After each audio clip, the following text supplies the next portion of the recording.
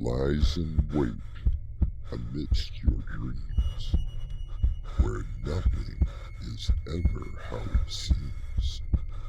It is a portal to a terrifying world beyond the doorway to nightmare.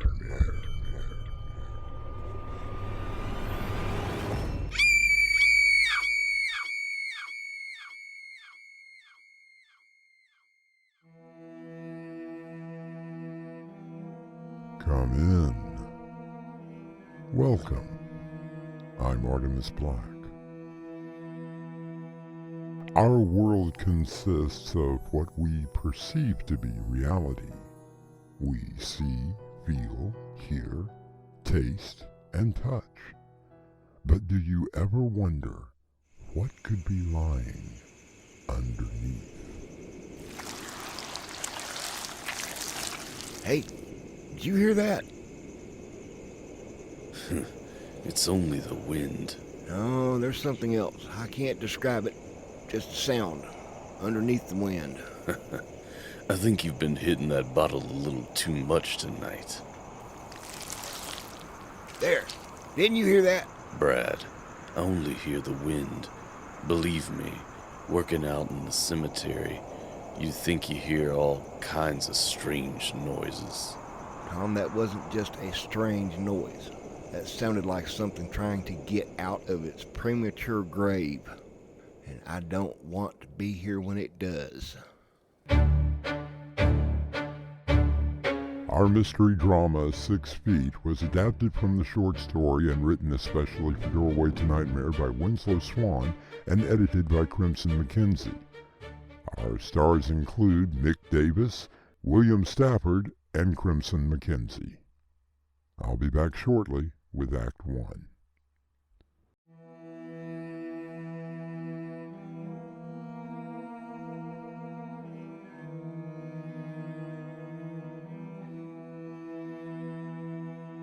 The wealthiest place on earth is not a gold mine, oil field, or even a bank, but a cemetery.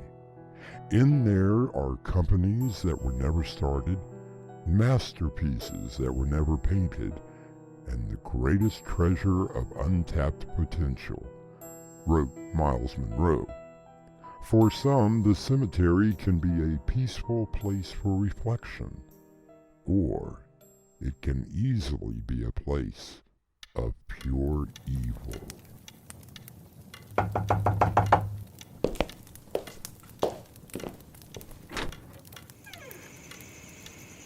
Tom? Tom Watson? Who might you be, miss? I'm Emily Maynard from the Herald. Ah, one of those reporters who've been all over town asking questions. That's what we do. What brought you all the way out here? Well, you have to admit, it is a little strange that all the people who disappeared were last seen heading this way. You must have been listening to the stories about old Tom Watson. Your name has came up quite a bit.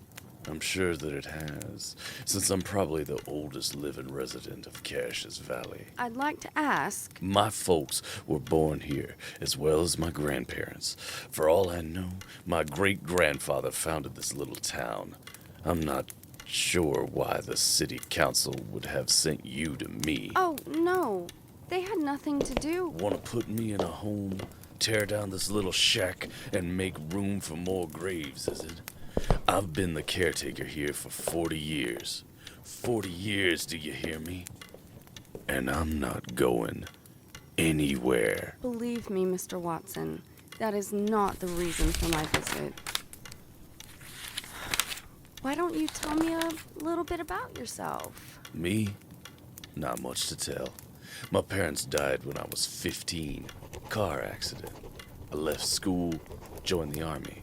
Caught a piece of shrapnel in my head and got a high school diploma and a hefty check, courtesy of our government. When I moved back here, the only job available was this one, and I've been here ever since.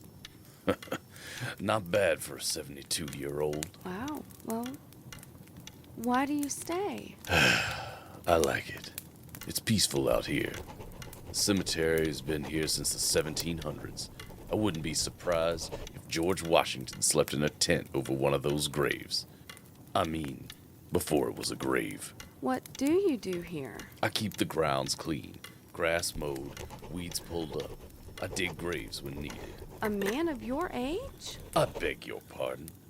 I'll have you know that I'm the best grave digger in 3 states. Oh, that stupid council always wanted to bring a backhoe in to do it. That's sacrilegious to me. A grave is a sacred, hallowed thing.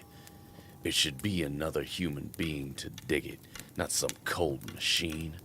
That's just respect. That is amazing. You've been doing this for 40 years? Oh, I can tell you who is where without even looking at the records or the map. You have a map? Sure. Look, this place is over 15 acres. Thousands of souls are resting here. The map just tells me where they are and what plots are still available. Sounds like a rather large job. Sure it is. And you don't mind living out here all alone? What do you mean? Well, I don't think that I would be able to sleep in the middle of a cemetery, especially at night. It's not as bad as you might think. Although, there was something that happened out here you might call strange. What happened? It was July, I think. About 10 years ago. I was digging a grave for the deceased mayor of our little town, rest his soul. What better time? I'm sorry. Please continue. I wanted to make it special, for a special client. My friend, Brad Wilkins, decided to pay me a visit, and I was just finishing up.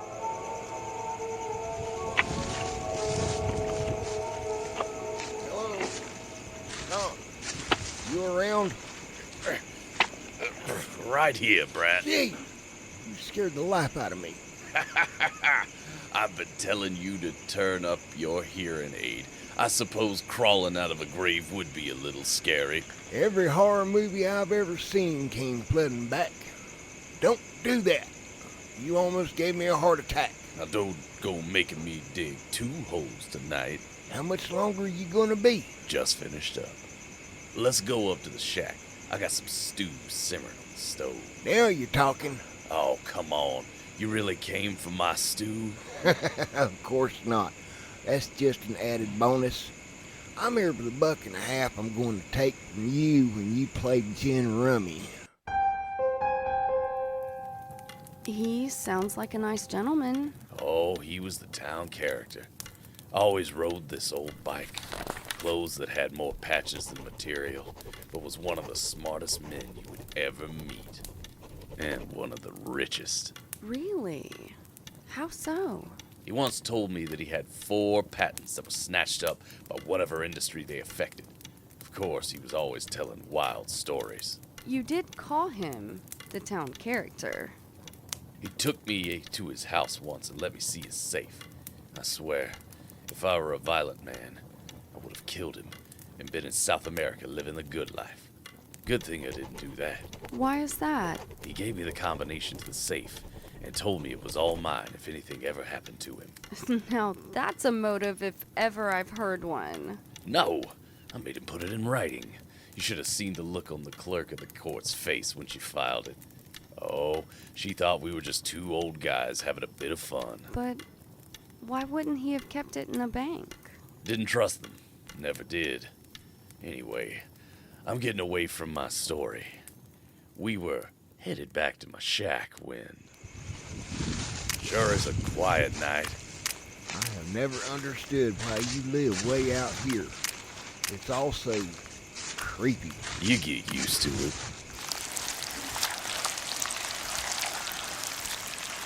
Hey, you hear that?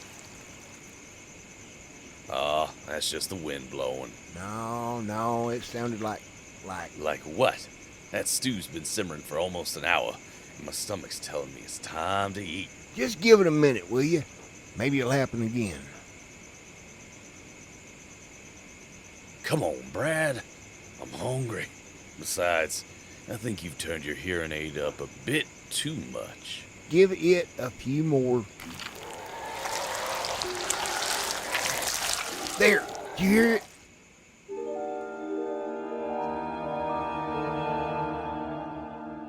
The author Kurt Vonnegut once said that it's a small world, especially when you put it in a cemetery. But what things lurk in the dark after the sun goes down?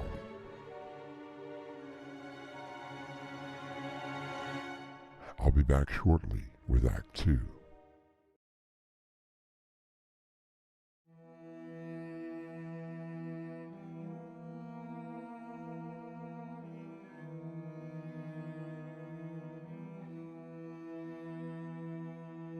Norman Vincent Peale once said that the only people who don't have problems are in the cemetery, unless you just happen to be walking through one.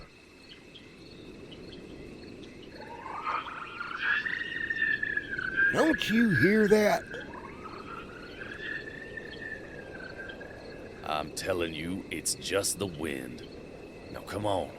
Soup is gonna simmer away if we don't. Now where are you going? Sounds like it's coming from over here. That's just the grave I dug. Nothing in there but dirt.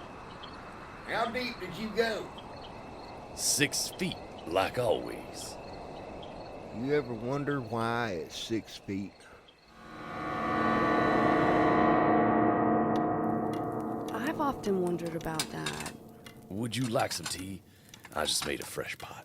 Thank you. That would be nice. Sugar, lemon, milk. Oh, no thank you. 6 feet deep. During the Black Plague in 1665, the mayor of London declared that to keep bodies from spreading disease. I wondered where it came from. You are quite knowledgeable for An old fart. I know a little about a lot of things. How's your tea? quite good. Thank you. So, what happened with your friend? He started to walk up to that hole in the ground. There was a full moon, and the gravestone seemed to glow in the light. I watched him as he got closer to the open grave, and... Hey, Brad, watch where you are standing. Wouldn't want you to fall in. You ever wonder what might be deeper than 6 feet? More dirt. Never really gave it much thought. I mean, this place has been here for a long time. Maybe even millions of years. The cemetery is old, but I don't think it's that old. No, Tom. I mean the ground itself. We just dig down 6 feet, plant the body, and never wonder what might be further down. Do you stay up at nights thinking about this stuff? They found fossils in less ground, you know? I think I hear that stew calling us. I swear that sounds like it's coming from... Now, Brad, I told you, don't get too close to that. Brad! Brad! Help me!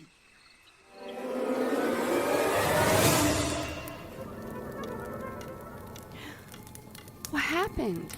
I was looking at Brad, just standing next to that open hole. He just disappeared. Did he trip and fall in? No, he didn't just fall in. It was like something had pulled him in, like it had yanked him and grabbed him from behind and pulled him down. What did you do? I ran up to the grave, turned on the flashlight I always carried, and looked down. He wasn't there. What do you mean, he wasn't there? I should have seen a body at the bottom, but Brad wasn't there. I grabbed the shovel and I jumped down, thinking that maybe the wall had collapsed and buried him.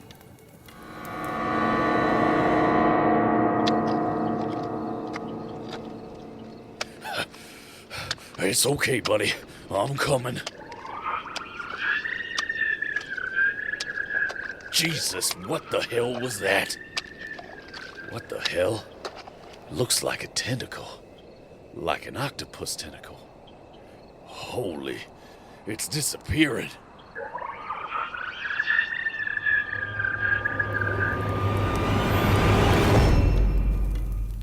You say that you saw this thing, and then you... what? Dropped it? No, it was there. I felt it. I picked it up and started rubbing the dirt off of it. The more dirt fell away, the more transparent it became until it was invisible. I could still feel it in my hands, but it wasn't there. What did you do? Climbed out that hole, went back to my shack, and finished off a bottle of whiskey. But what happened to the tentacle? I dropped it. Couldn't find it again. That sound, that little girl sighing, just below the wind, sent a chill down my spine. The mayor's funeral was the next day. I spent most of it laying in my bed trying to drink away the horror of Brad, the tentacle, and that sigh, that little girl's sigh. It sounded sad, more like someone crying softly. And the nightmares, they were bad, really bad. That damn tone could have stayed with me for days. I could hear it every time the wind blew. I tried to find it, but couldn't, so I just kept drinking.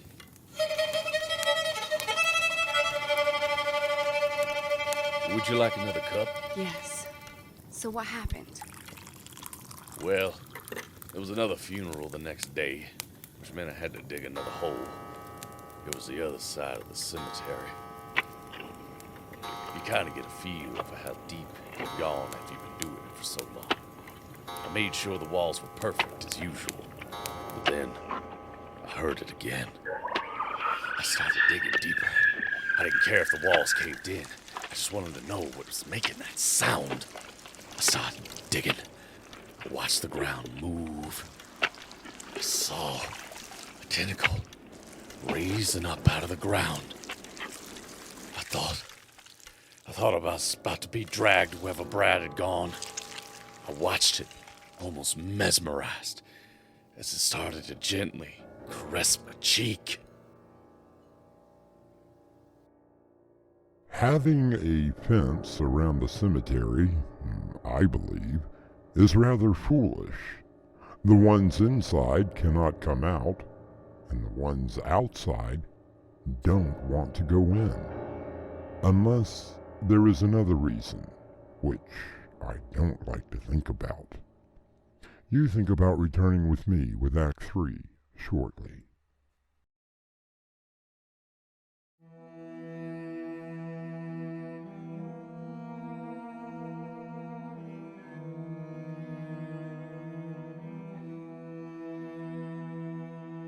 There is a quiet place in any town you may visit. Lots want in, few are selected for the right price. No worries or cares, not a moment of stress, or even thinking about tomorrow. We call these little neighborhoods cemeteries. How's your tea? Very good. So what happened? I felt that tentacle near my face. It seemed to lick my cheek like a small puppy might do. I felt it wrap itself around me, like giving me a hug before sliding back into the ground. If you want my opinion, I think your tentacle came straight out of one of those bottles of whiskey you have. I don't expect you to believe me. I'm just telling you what happened. So what did happen? I wondered why. Why Brad and not me? And then it hit me. What if this thing was something older than our world itself? An alien who had crashed on our planet and simply gone to sleep. Perhaps something that science had not discovered yet. But I had an idea. I started digging up graves all over the cemetery. I started with one of the newer ones, specifically the mayor's. What? I reached the coffin. I carefully opened it. The body was gone. The base of the coffin was also gone. Only the ground underneath was visible. I scrambled out of that hole, and I picked another one. On the other side of the cemetery, It was the same. The bottom of the coffin had been ripped away, and the body was missing. I spent the rest of the day digging up graves, finding the same thing. Didn't matter how old or new they were. Bottom of the coffin gone, along with the body.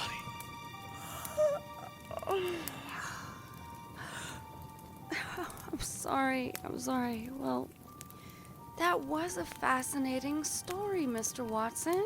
Believe it or not, that's what happened. Would you like to know what I think?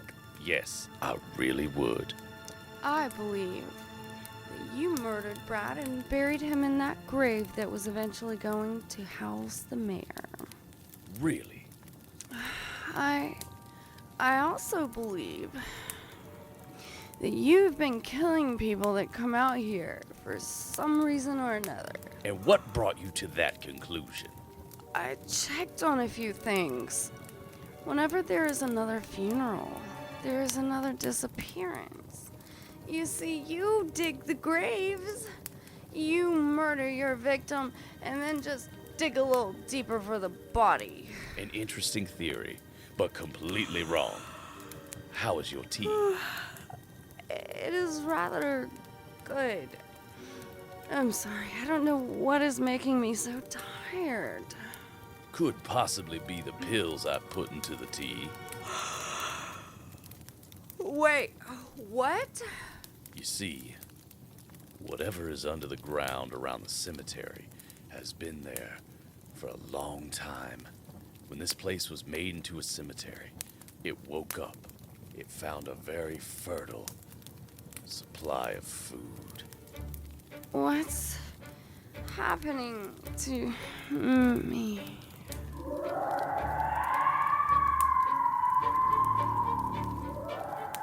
I think whatever it is didn't take me because it knows I'm its caretaker.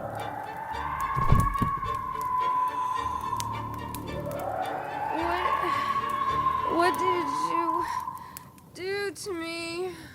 I'm saving you from the horror of being eaten alive.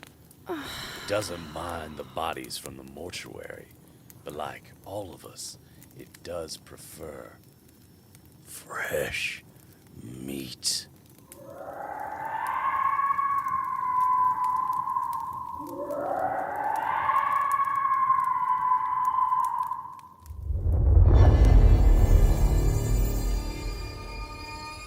As Emily slips into that dark whirlpool of unconsciousness, her mind screams out for help.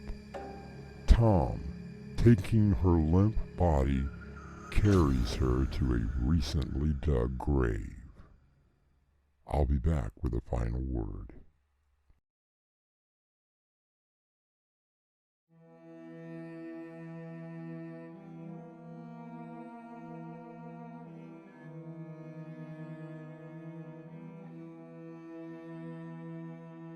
The cemetery is a place of peaceful rest.